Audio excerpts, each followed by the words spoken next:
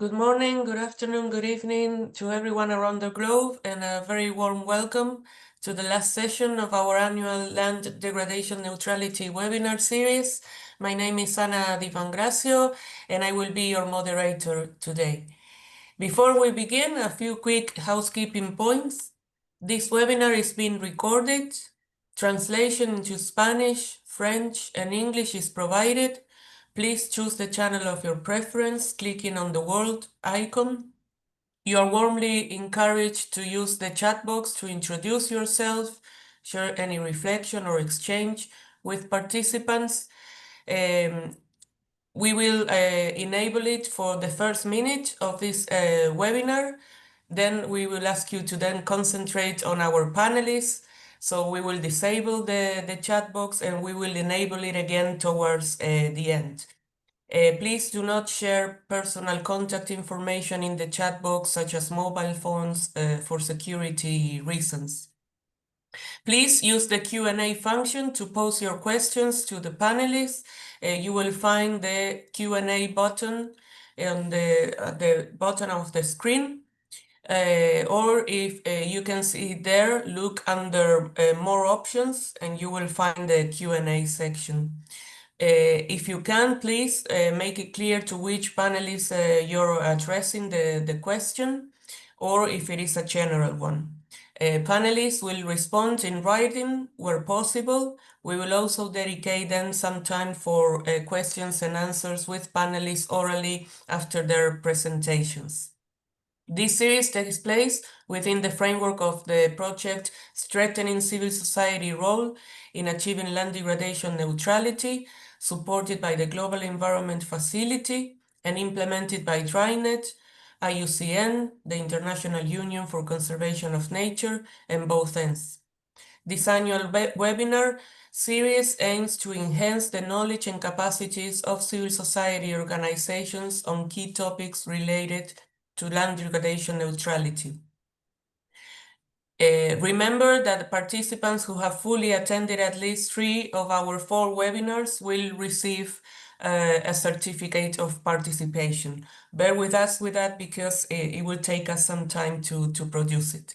Over the next 60 minutes, we will explore relevant information around the convention to combat desertification, particularly when it comes to community-based sustainable land management and monitoring.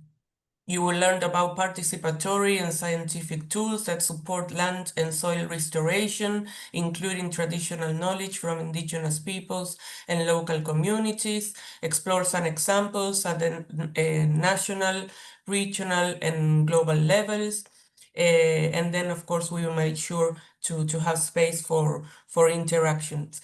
Without further ado, I'd like to briefly introduce our first panelist. We will have our 3 panelists at once, and then we will have some time for questions. Our first panelist is Kingsley Egbenchun Ayamba. He is an environmental geoscientist passionate about sustainable land management, ecosystem restoration, and community-based conservation. Since 2017, he has been working in Ayemalebu Self-Help, ASHESH, a civil society organization in Cameroon, where he currently serves as monitoring and evaluation officer. His work is focused on designing and overseeing monitoring frameworks that assess the effectiveness of nature-based solutions and community-led restoration initiatives, integrating data on soil health, land productivity, and biodiversity indicators.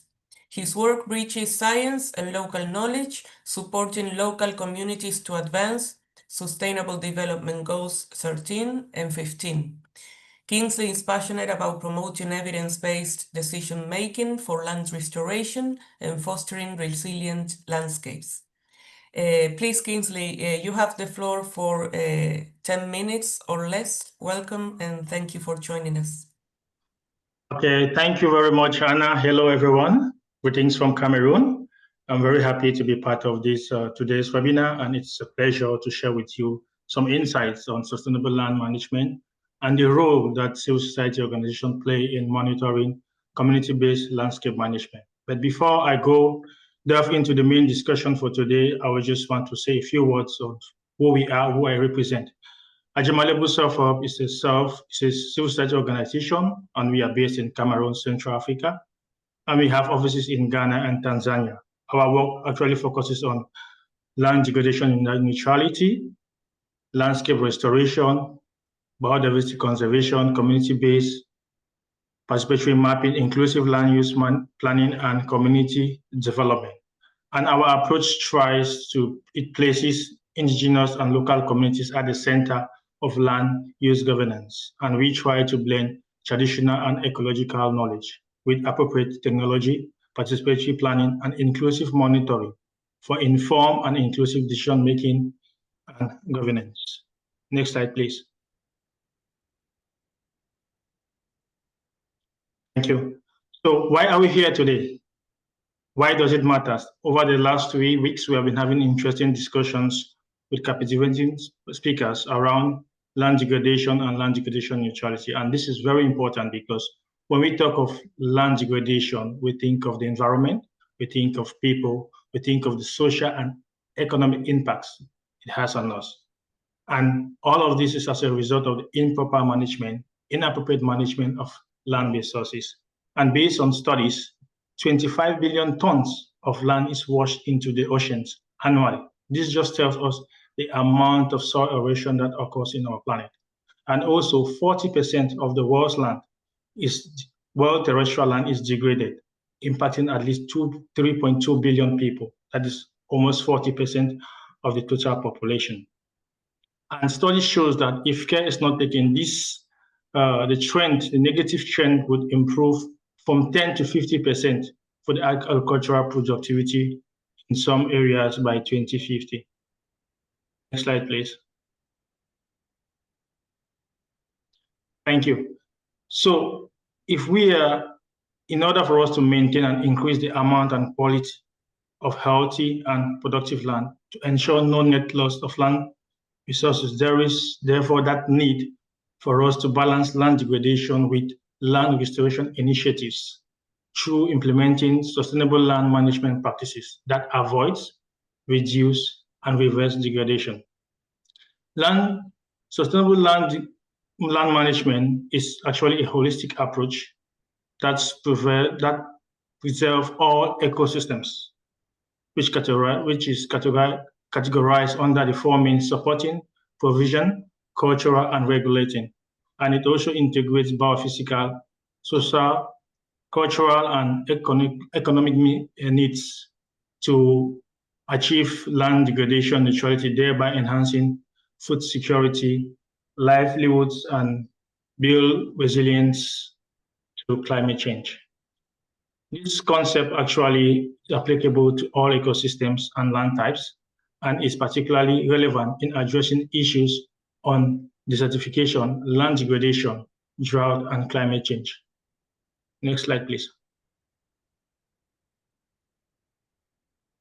Yeah, thank you. The Sustainable Land Management Framework actually cut across the three Rio conventions, as it gives positive impacts on land productivity, increase in climate resilience, reduction in greenhouse emissions, and also through protection of biodiversity. This framework contributes to different sustainable goals, but in the context of land degradation neutrality, it is directly linked to Sustainable Goal 15, Target 15.3, which is aimed at combating desertification and restoring degraded lands and soils by 2030. In all of this, TSOs play a very vital role through the different spaces like the CEOs panel, the COPs, the Community for Review of the Implementation of the Convention, and other initiatives like the South-South Cooperation, whereby they share their experiences from the work they do, amplify communities' voices, and provide salient information that will help in taking informed decisions, both at the national and global level. Next slide, please. Thank you. So in order for us to be able to monitor land degradation neutrality, there are three main key variables we obviously need to look at. we need to look at the land cover, land productivity, and the organic carbon stock. However, at the country level, there are other important relevant indicators that a country may want to look at depending on the circumstances of that country. They also want to look at how population growth, water use influences land degradation neutrality. And in COP16, that was last year, parties were encouraged to ensure that their national targets are smart. That is, they are specific, they are measurable, they are time-bound, they are policy coherent, gender responsive, and are integrated into their planning frameworks. And the progress of these reports are being reported through a public reporting information system known as PERAS. Sorry. Next step, please. Next slide. Okay, when we look at the land degradation response hierarchy, it actually emphasizes on the priority of prevention over reversing damage, which is more challenging and expensive. That's to say, it is more advantageous to take proactive measures through appropriate planning to avoid land degradation rather than to reverse and recover degraded lands. And it's also the role of CSOs to be able to understand the main drivers in the context in which they are, in the areas in which they are, so that they can be able to provide best approaches to guide communities to sustainably manage their land resources. And of course, there are sets of indicators for each approach. Next slide, please.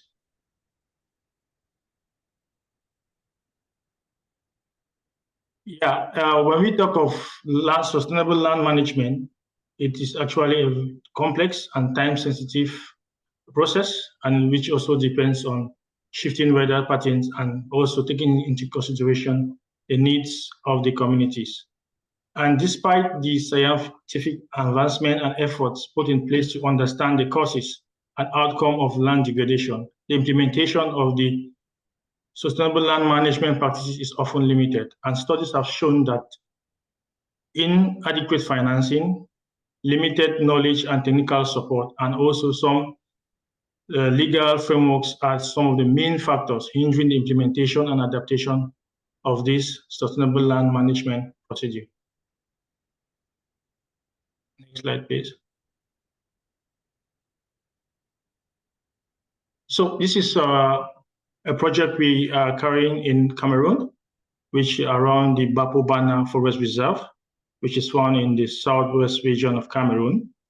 And the rationale behind this project is that this reserve faces numerous threats due to anthropogenic activities such as overgrazing, agricultural expansion, and overexploitation of timber. And this is as a result in increase in the demographic growth with effect on the water table. And we realize that in most of these areas, the potable waters have dried off, and there's also the reduce in water content in the soil. There's also aspects of landslides.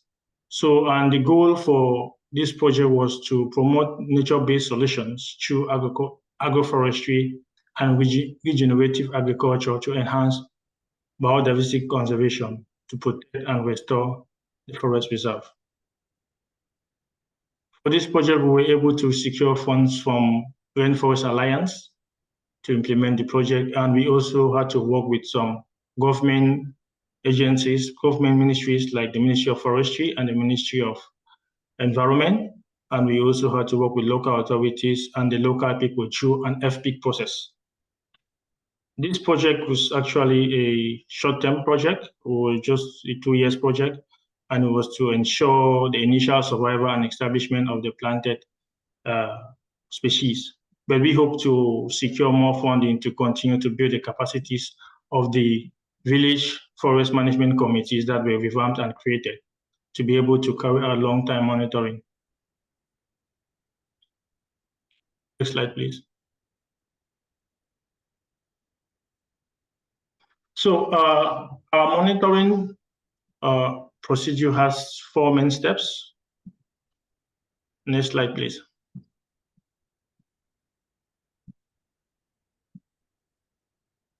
The first was to Normally, we cannot be able to monitor the progress if we don't know where the restoration or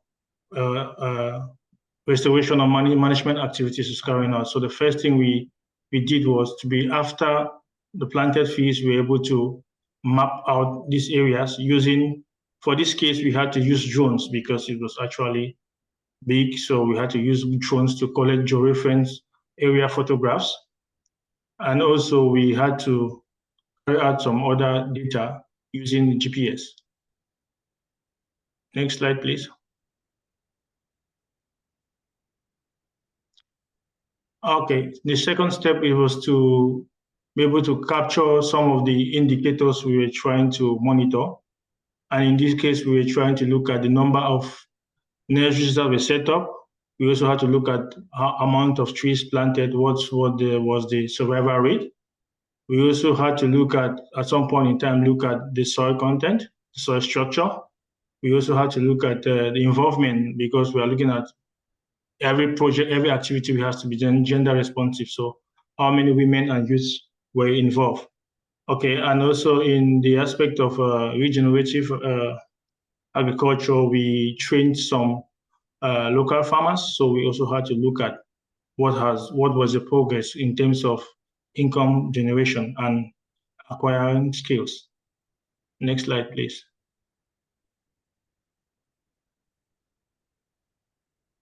And the third step was to be able to correlate information gotten from the field and satellite image. And in cases where we identified any discrepancy, we had to get back to the field leads and field facilitators to understand why we had these discrepancies. So you can see on the left, there is a map that shows the planted field, and the little picture above is some kind of restitution back in the field to understand actually what is happening in the field. Next step, please. Okay, and this is the last but not the least step, where has to do with knowledge management and decision making. So after this process, the reports were shared firstly with the communities because we think that it also helps them to understand the impact of the actions and how they can be able to strengthen themselves in other restoration and management activity initiatives. Also, this information was shared through conferences and workshops with our donors, and also we hope to use this information as an advocacy tool to shape policies supporting restoration activities. Next step, please. Next slide.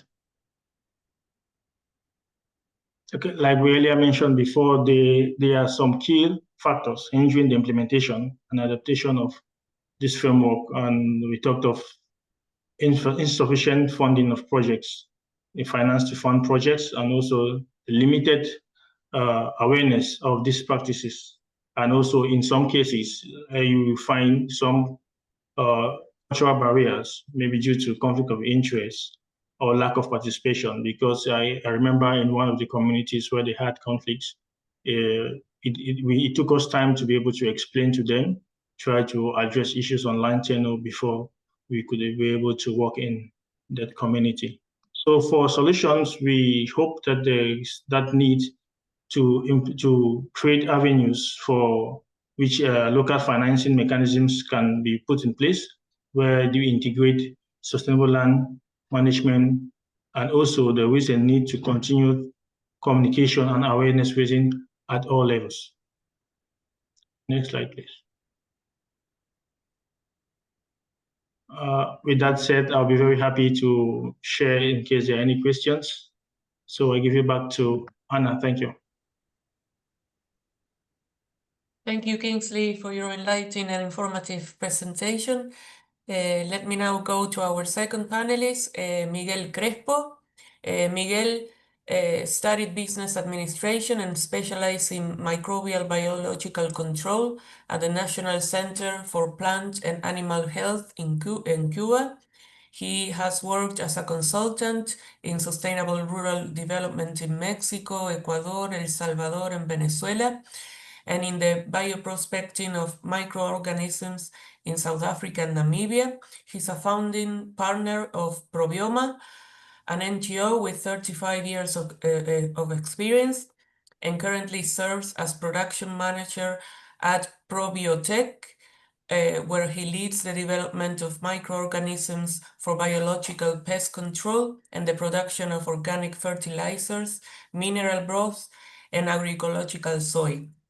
He's a co-founder of the agroecological movement of Latin America and the Caribbean, and a member of the IUCN network for a toxics-free future. Alongside other organizations, he promotes the declaration of maize as a Bolivia's genetic and cultural heritage, as well as the creation of native seed banks and a network of seed guardians. His work also encompasses analog forestry, agroecology, the development of agroecological identity seal of the agroecological platform of the tropic, subtropic, and Chaco region, and legislative proposals in Bolivia. Miguel, you have the floor for 10 minutes or less. Bienvenido, Miguel. Gracias, tienes la palabra. Gracias.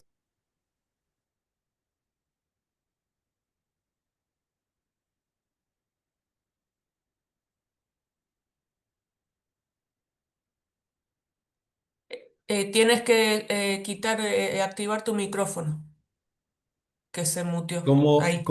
Como ya dijo el colega que me ha antecedido, la situación de la degradación de suelos a nivel global es muy delicada, es muy grave. Tenemos el 75% de los suelos que están en proceso de degradación a nivel mundial, afecta a más de 3 millones de personas y si no hacemos algo hasta el 2050, el 90% de los suelos estarán en proceso de degradación. En este sentido, Bolivia tampoco está al margen. Bolivia tiene el 42% de sus suelos en proceso de degradación. Es posible que esto haya incrementado un poco más en los últimos años, ¿no? Next, please.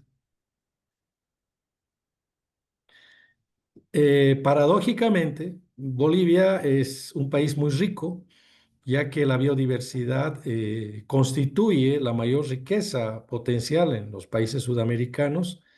Y Bolivia está entre los 11 países más ricos en biodiversidad del planeta. Pero entre estos recursos genéticos están los de origen microbiano, que tienen un gran potencial para poder aportar en lo que significa la conservación, el manejo sostenible de los suelos, pero además también para la restitución o bioremediación de los mismos.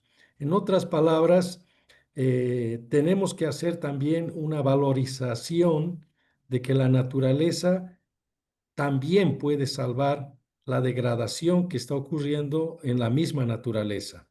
Next, please. Entre 2012 y 2023 en Bolivia, la expansión agrícola y pecuaria ha sido identificada como responsable del 97% de la deforestación y obviamente esto es una de las bases que inicia la degradación de los suelos, porque al estar deforestada una gran parte de zonas que no son aptas para la agricultura y la ganadería, pues obviamente estos suelos quedan totalmente vulnerables a lo que significa no solamente el cambio climático, sino fundamentalmente el uso de otros elementos que están relacionados, por ejemplo, con la agricultura. Es decir, que el 44% aporta a la destrucción de los mismos a través del monocultivo, el 35% también es responsable de la actividad ganadera y el 21% es una combinación de ambas actividades que están llevando a esa degradación. Entre estos procesos podemos mencionar que el 18% de los suelos, en el caso de Bolivia, están de alguna manera afectados por la actividad del monocultivo, que es la soya, que está asociada al uso de transgénicos y al uso de agroquímicos. Hay algunas estimaciones que indican que el aumento de la superficie cultivada en los municipios más afectados por la deforestación también son para cultivos del agronegocio, cultivos industriales como es el sorgo, el girasol, la caña de azúcar, que juegan un papel significativo, ¿no? Entonces, como vemos, ese modelo agroextractivista que se está aplicando en nuestro país, en el caso de Bolivia, que no es diferente de lo que ocurre en los países del Mercosur, pues está llevando un proceso acelerado en la degradación de los suelos. Next, please.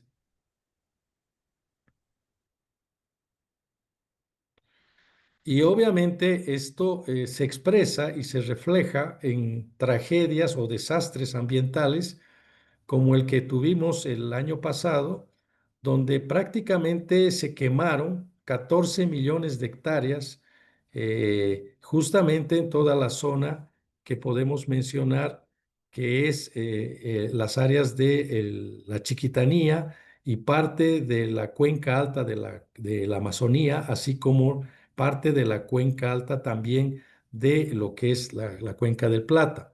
Entonces vemos ahí cómo estas 14 millones de hectáreas han significado una destrucción no solamente de bosques y de pasturas, sino también un cambio en el ciclo hidrológico de las lluvias y obviamente también han acelerado los procesos de cambio climático.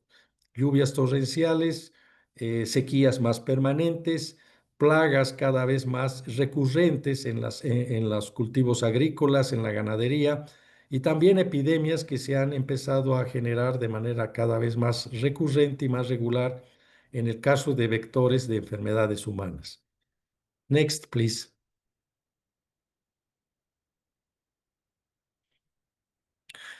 En este ámbito, obviamente, podemos decir que uno de los factores que generan la degradación de los suelos, primero son los monocultivos, como había mencionado anteriormente, la ganadería extensiva que está siendo cada vez más recurrente y más agresiva para la exportación hacia la China, el uso de agroquímicos y transgénicos que no han resuelto el problema de la productividad, sino más bien lo están acelerando y que están muy ligados también a los intereses de empresas transnacionales. La deforestación que se está dando, ampliando la frontera agrícola en suelos que no son aptos para la ganadería ni para la agricultura, sino son de vocación forestal y que están llevando también a la contaminación de los recursos hídricos por este tipo de actividades, así como la minería y los hidrocarburos, que hoy por hoy se han convertido en los ejes centrales de un modelo de producción extractivista en Bolivia y que obviamente está llevando a un proceso acelerado de degradación de suelos. Next, please. ¿Qué hacer ante esta destrucción de la biodiversidad y que ha acelerado la degradación de suelos en Bolivia?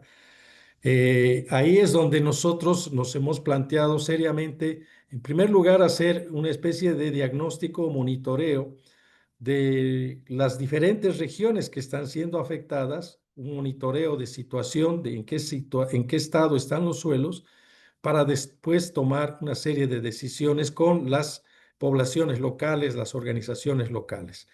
Next, please. En ese ámbito, y partiendo de la experiencia de Probioma en el uso de microorganismos que pueden y que están aportando en proceso de bioremediación, es que desde hace aproximadamente 30 años estamos llevando adelante el rescate y la multiplicación de un microorganismo que es el trichoderma, que ha dado buenos resultados. Esto obviamente se enmarca en un contexto nacional en el que se inscribe la necesidad de usar la biotecnología porque obviamente los procesos son cada vez más acelerados y obviamente tenemos que recurrir a la biotecnología, en este caso a los microorganismos, como decía antes, que forman parte de la naturaleza para ayudar en un proceso de bioremediación de suelos y que sea paralelo al proceso de monitoreo de los mismos y que más tarde nos puedan dar procesos de restauración de suelos que obviamente van a beneficiar a muchos de los productores y de las poblaciones que prácticamente viven de lo que se produce en términos de alimentos destinados al mercado interno. Next, please. Hay muchos estudios respecto a la recuperación de suelos desarrollando técnicas, pero muchos son con altos costos económicos, generación de mucha mano de obra y muchas veces esto es poco viable para los agricultores, que son en definitiva los que están más directamente afectados por la degradación de los suelos.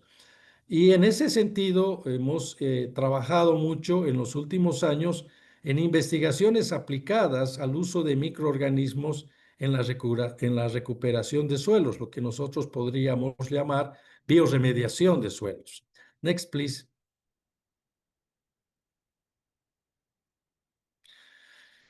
En ese sentido, Probioma está trabajando con microorganismos como ser hongos entomopatógenos, hongos micoparasíticos, bacterias y virus, y de entre los que está el tricoderma. Este microorganismo es muy importante en la recuperación de suelos porque además ayuda en elevar los niveles de nitrógeno, de fósforo, de potasio, pero al mismo tiempo también regula la población de patógenos que obviamente existen en los suelos, pero que en muchos aspectos también forman parte de esa naturaleza, pero que se ha ido desequilibrando con el uso de agroquímicos y de contaminantes sintéticos. Adelante. Next, please.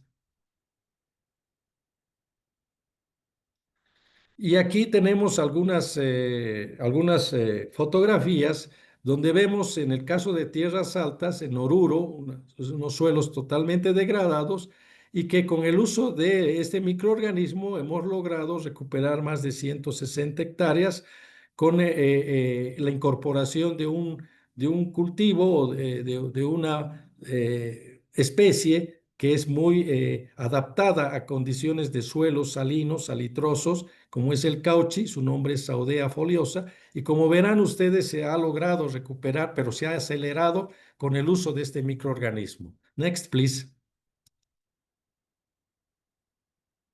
Asimismo, hemos trabajado en investigaciones aplicadas en la bioremediación de suelos por la actividad minera en el norte de Chile, donde se ha visto que este microorganismo también restaura suelos contaminados con organoclorados o minerales pesados. Next, please.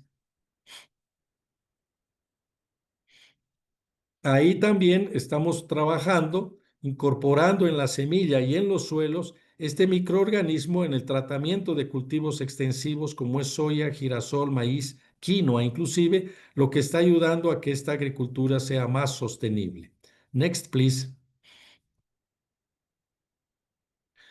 No hemos dejado de lado también el aporte en investigaciones aplicadas en el tratamiento en camellones, que es una parte de la cultura de hace 4.000 años hidráulica de culturas antiguas en la Amazonía boliviana y que como vemos ahí los rendimientos, inclusive maíz y en la restauración de camellones, en los que también están aliados integrados al manejo del agua, pues se han tenido muy buenos resultados con este microorganismo. Next, please. Otro aporte de esta biotecnología también ha sido el de la restauración de suelos contaminados con residuos de petróleo.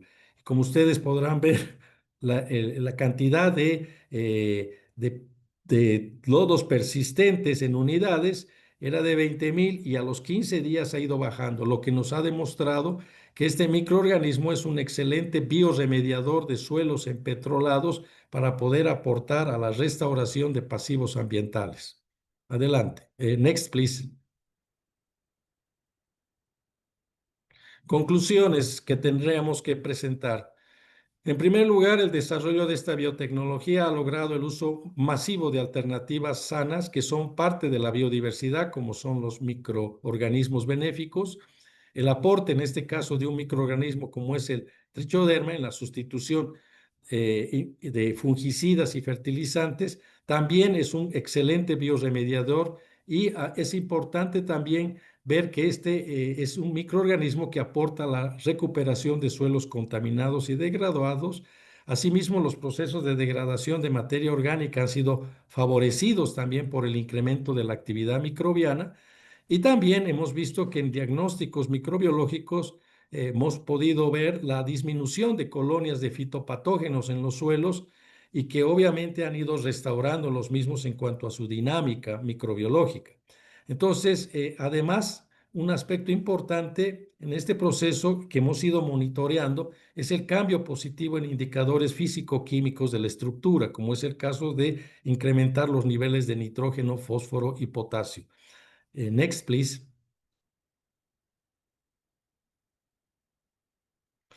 Lo que nos lleva a otra conclusión, y es que la gran riqueza que existe en la biodiversidad también nos está permitiendo demostrar cómo ésta puede aportar en la bioremediación de suelos degradados y de esta manera aportar también un manejo sostenible en los recursos naturales. Es decir, que el hombre y la naturaleza conforman una unidad que no se puede separar cuando se trata de su defensa. Y en esta naturaleza y la biodiversidad están los microorganismos que, de acuerdo a los datos que hemos monitoreado antes, durante y después, nos está permitiendo llegar a la conclusión de que solo la naturaleza, en la medida en que sea usada sosteniblemente y valorizada, va a aportar mucho en una problemática como es la degradación de suelos a nivel global. Muchas gracias. Gracias, Miguel. Thank you very much, Miguel, for your insightful presentation. And last but not least, I am presenting our last panelist today, Hani Mogani. She is a member and vice chair of the United Nations Permanent Forum on Indigenous Issues. She serves as senior legal advisor at the Center for Sustainable Development and Environment, CENESTA, in Iran, and as a regional coordinator for West and Central Asia and the Caucasus with the ICCA consortium. Her work focuses on indigenous peoples' rights, biodiversity governance, and environmental justice, particularly in the context of climate change and community-based sustainable land management. Hani, thank you for joining us. We know you're making an effort to join us from Belém at COP30, the climate COP. We know those are very hectic times, so thank you for making the effort, and you have the floor for 10 minutes or less. Thank you. Thank you very much, Anna. Hello, everyone. It is a very great pleasure to be here with you, and I'm going to present about the sustainable land management and restoration from indigenous peoples. Before I begin, I want to clarify something very important about the title of this presentation. We often speak about land management, but for indigenous peoples, the word land is deeply marked by colonial history. It evokes cadastral maps and private plots and state ownership. Indigenous peoples think and act in terms of territories, which is living and interconnected spaces that include soil and water and plants and animals and spirits and ancestors. And future generation. These are collective spaces governed through customary norms and shared responsibility, not individual property. In the ICCA consortium, we call these territories of life, places where indigenous peoples and local communities sustain life, their own and that of the ecosystems through collective governance. So when I say sustainable land management today, please hear sustainable management of indigenous territories of life, grounded in customary governance and collective rights, not just technical land use planning. Next slide, please. Who we are. If we look at the world from above, we see something striking. Many of the remaining relatively intact ecosystems overlap with indigenous territories. The question is not only who are indigenous peoples, but also why do biodiversity and cultural diversity persist where they live. Indigenous peoples are not defined by race or folklore. They are people with a historical and spiritual and political relationship, identify as indigenous, whose social and cultural and economic systems differ from the dominant society, and who seek to maintain their own ways of life. For them, for us, managing a territory is not a project, it is a way of being. Sustainable management and restoration are about maintaining relationships with rivers, with mountains, with animals, with ancestors, and neighboring countries. This relational worldview is the foundation for any serious discussion on sustainable land and territory management. Next slide, please. According to the United Nations, there are around 476 million indigenous persons in more than 90 countries. That is roughly 6% of the world's population, yet their territories, even when not legally recognized, cover about 25% of the Earth's surface. And these areas host more than 80% of the planet's remaining biodiversity. These are not just numbers, they tell a very clear story. Where indigenous governance systems are still alive, nature is more likely to be alive as well. The world's largest reservoirs of biodiversity and climate resilience are not only in state-declared protected areas, they are in indigenous territories of life. So when governments and international agencies talk about sustainable land management and restoration, they are often speaking about landscapes that are already governed and cared for and restored day by day by indigenous peoples.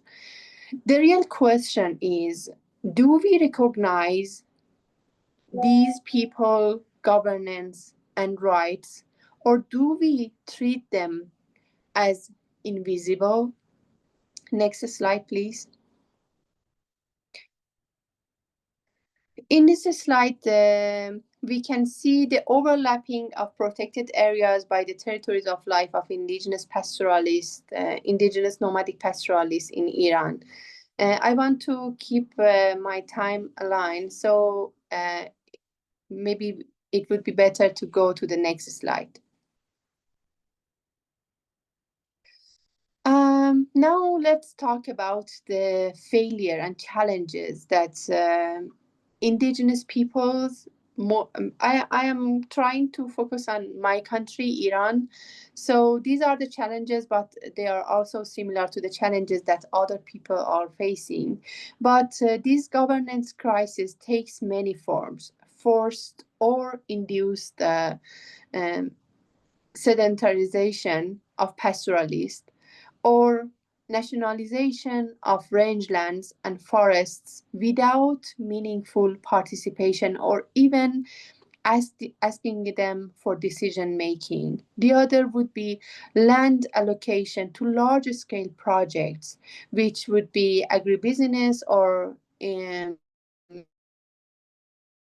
infrastructure or extractive industries inside or around indigenous territories, and weak or non-existent of legal framework for common property and mobility. You can see the other challenges in this slide. Next slide, please.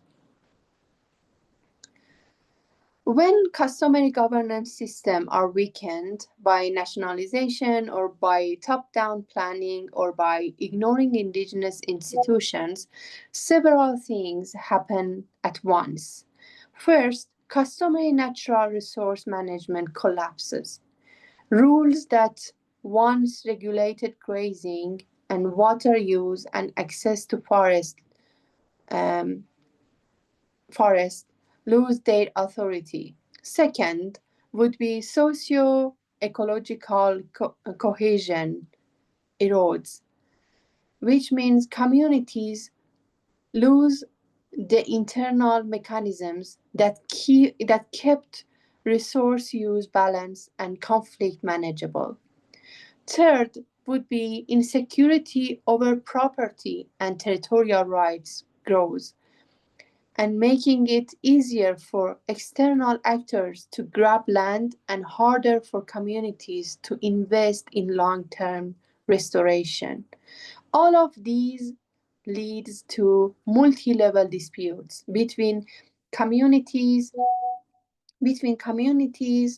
and the state, and even within families. These conflicts are not cultural problems. They are the predictable outcome of policies that ignore collective tenure and indigenous governance. Next slide, please. These are some of the re-empowering workshops. I want to focus on re-empowering workshop in Iran with indigenous nomadic pastoralists. We believe indigenous nomadic pastoralists indeed had empowerment, but they have lost it due to the manipulation and domination. So it is needed to re-empower them. Next slide, please. Here you can see one of the initiatives of one of the tribes in the middle of desert in Iran with just 18 families, and they call their own initiatives related to the climate change and desertification. They call it Cycle of Overcoming Drought. The other initiative is conservation of their agricultural heritage. We can see it in the next slide.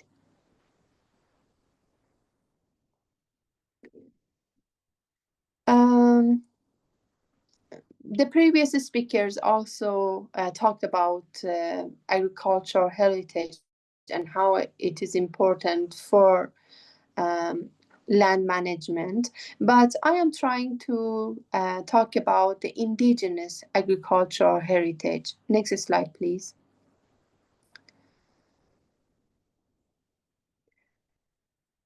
It is one of the maps in one part of Iran. You can see the pasture management in the territories of life of one of the tribes in Iran. That very small area in the middle, if you can see in the left picture, very small area in green, is the formal map created by the states to show the lands of those indigenous pastoralists, but the reality is the larger area you can see with the bold white line, which shows the whole territories of life of these specific tribe. And you can see their pasture and rangeland, which would be their summer pasture and winter pasture, and how they divide their territories for these kind of functions. Next slide, please.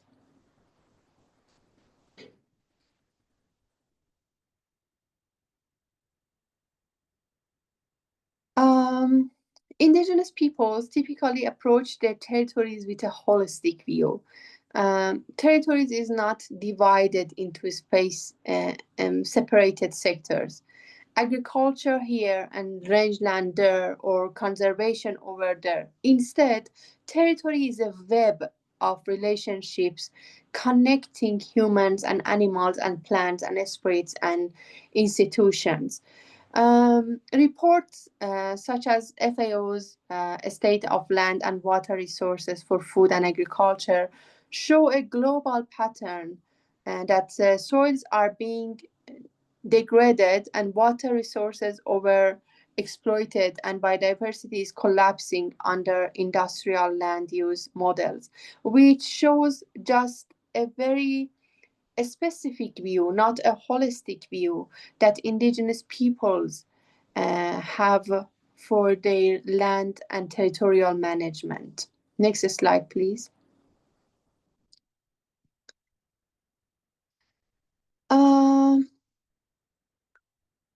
One powerful way to respect this holistic worldview is through co-creation of knowledge.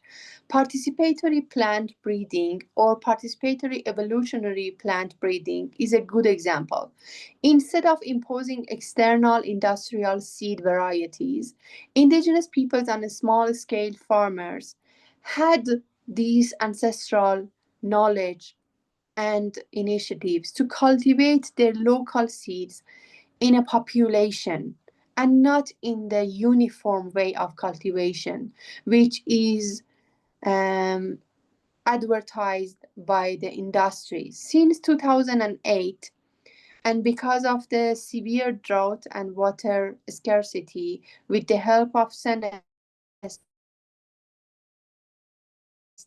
more than 1,800 different local varieties of wheat and barley handed over the indigenous peoples and local communities around Iran. Next slide, please.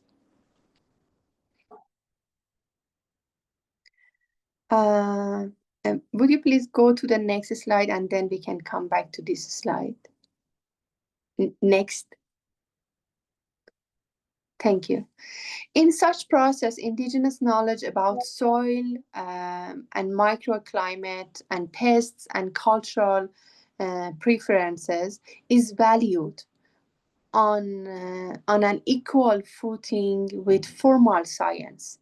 The result is not only better seeds, it is strengthening local control over genetic resources and their saved seeds and seed banks, and greater resilience to climate change and deeper trust between communities and researchers. The same logic can apply to rangelands restoration and water management and landscape planning. Nothing about territories of life without the people of those territories as co-designers and decision makers.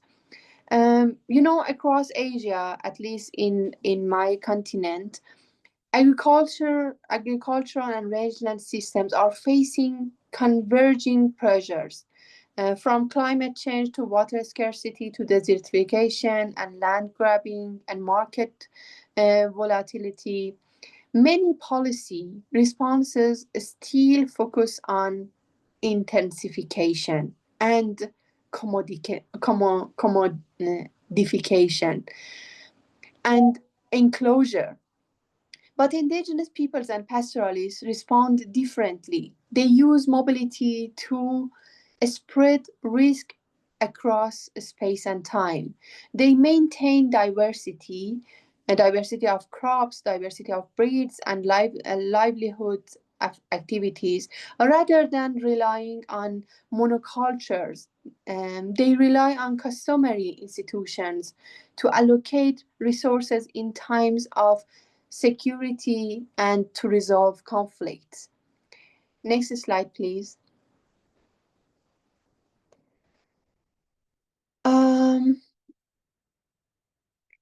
When we follow indigenous food from territory to table, we see an entire food system, not just the production. We see grazing routes, we see sacred forests, we see communal seed banks, we see women's knowledge of wild plants, and local markets and ceremonies are all part of one integrated system. Restoring land without restoring these food systems risks producing landscapes that are green but socially empty. Conversely, supporting indigenous food sovereignty, which is the right of people to define their own food systems, strengthens both social cohesion and ecological resilience. From this perspective, which is territory to table, in indigenous territories, is really territory of life, a circular flow of energy and knowledge and responsibility that sustains communities and ecosystems together. Maybe it would be good to go to the last slide to have the conclusion. Ultimately, sustainable land management and restoration from an indigenous perspective are about restoring relationships between people and their territories, between customary and statutory law, between indigenous knowledge and scientific knowledge, between present generation and those yet to come. This requires humility from states, from donors and experts, a willingness to listen, to share power, and to accept indigenous leadership in territorial governance. Territories of life are not relics of the past. They are laboratories of the future, showing how we can live within planetary limits while upholding dignity and self-determination. Thank you very much. Thank you, Hani, for the clarity and scope of your presentation. I'm afraid we won't have much time for questions today, but rest assured that answers will be sharing the resource pack after the webinar.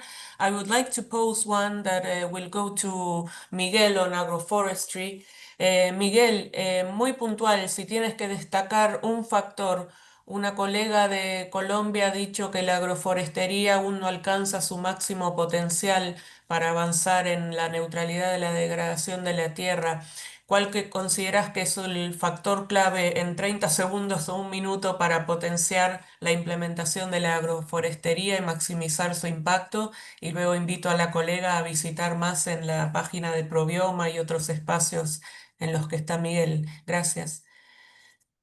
Ok, la agroforestería se está aplicando en muchos lugares de América Latina y me imagino a nivel global, pero esta no va a lograr ser consolidada mientras no vaya relacionada con políticas que fomenten la agroecología. Y la agroecología es una de las ciencias y un modelo, la única opción que existe en el mundo donde se hace un manejo sostenible, un respeto a la sostenibilidad de los suelos y los recursos genéticos. Pero es ahí en que tanto la agroforestería como relacionada con la agroecología tienen que entrar en un proceso de aceleramiento y consolidación con la ayuda de la naturaleza. Yo soy un convencido, después de 35 años de trabajo, de que los microorganismos juegan un rol muy importante en la consolidación de la agroforestería y la agroecología, que deberían estar relacionadas.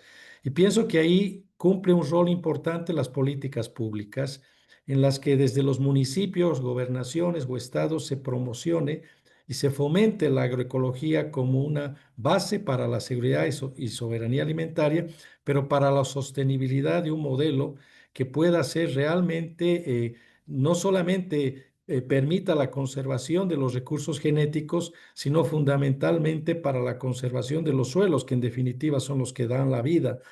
Y en este ámbito, obviamente, por esa razón estamos impulsando en Bolivia la ley de bioinsumos, que ya ha sido aprobada también en Brasil y está en proceso en México, sobre la base de lo que ha sido la iniciativa en Bolivia. Y la ley de bioinsumos promueve justamente el uso de microorganismos y de bioinsumos que van a permitir, evidentemente, que esto pueda ser una realidad. Y es un proceso gradual. En Bolivia ya se llegaron a 700.000 hectáreas con control biológico. O sea que esto es posible. Y es más, la industria de las multinacionales de agroquímicos también está mirando con interés a los microorganismos como un factor importante. Obviamente ellos lo ven desde una perspectiva económica, pero eso no deja de ver de que evidentemente los microorganismos son importantes y es algo en lo que no se ha trabajado, no se ha estudiado, no se está implementando suficientemente a nivel global. Gracias, Miguel.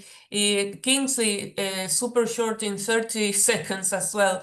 Can you tell us how your CSO is partnering with government agencies, or if it hasn't happened yet, what do you need for better for better engagement with the government, and especially when we are in fragile or conflict-affected contexts, what would you need in order to adapt the monitoring work that you're doing to ensure that continuous data collection and accurate one happens? So then how you relate with governments, and how do you manage when we're talking about fragile or conflict-affected context, maybe taking your region, for instance. And with that, I will close in 30 seconds. Thank you.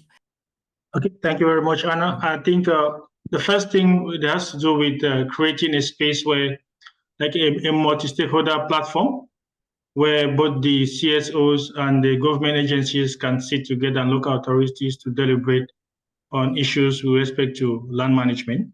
And for in conflict areas, to be able to carry out monitoring, like what we haven't really actually experienced such scenarios, but one of the ways would be to use maybe some of the online tools. Like we use mostly Global Forest Watch, where you are able to analyze and see some of the trends in terms of what is happening on ground. Yeah, so that is what we actually have been doing for now. Thank you, Kingsley. I want to thank once again our three panelists for their insights and also managing to provide relevant information in a very concise way. It is always a challenge. We appreciate it. Again, I say that answers will be shared in the resource pack after the webinar, as we didn't have much time for our responses today. And let me close with the following. Remember that the recording and the slides of today's webinar will be shared with you via email and will also be available soon on Drynet website. We invite you to stay engaged and fill the feedback form. We appreciate your insights to improve our initiatives.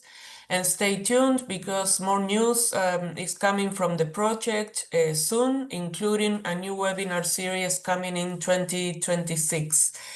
Have a nice rest of the day and year. We hope to see some of you at the CREEC 23 in Panama, a new UNCCD meeting. Thank you for all your participation, and thank you also to my colleagues for all the support behind the scenes. Bye-bye.